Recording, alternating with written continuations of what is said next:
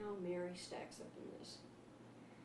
With Dan Brown's book going on all around about the Da Vinci Code and speculation about whether Jesus and Mary were married, I can categorically state they were never married, they never had sex, and if they had a child, it was without sex.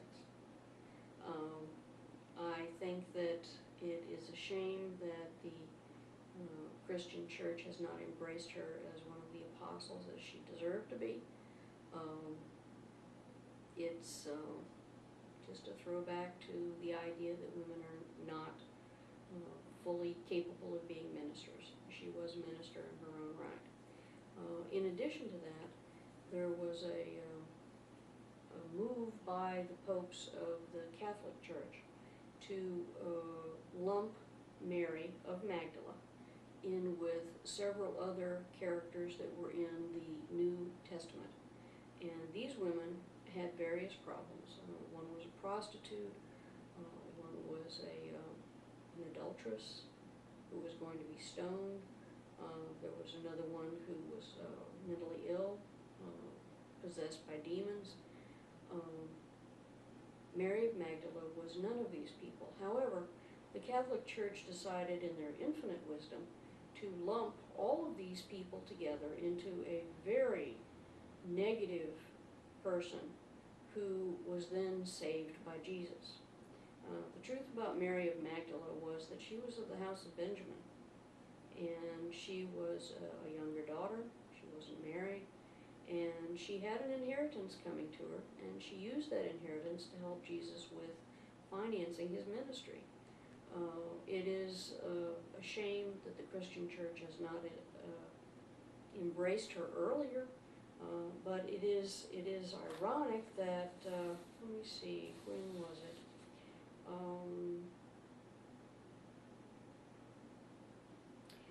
The Vatican quietly corrected the edict that Pope Gregory I had handed down, combining Mary of Magdala with all of these other characters, making her a prostitute and less than an honorable woman.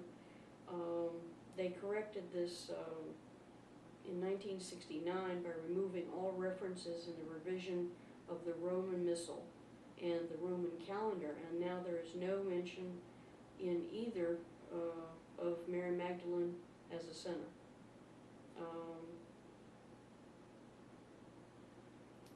It's ironic that Paul started out by encouraging the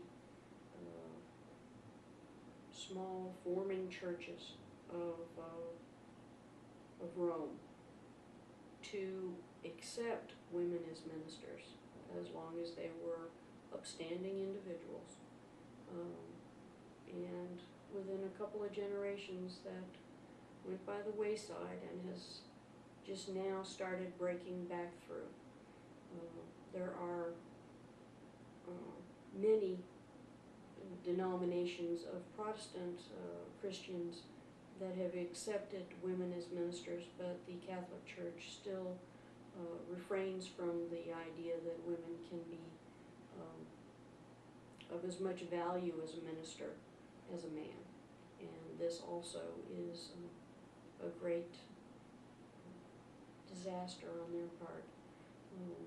With their horrible record with having a good recruitment for new priests, the idea of eliminating half of their possible candidates because they happen to be female is sad.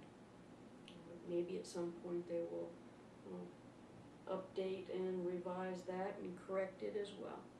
We'll see what happens.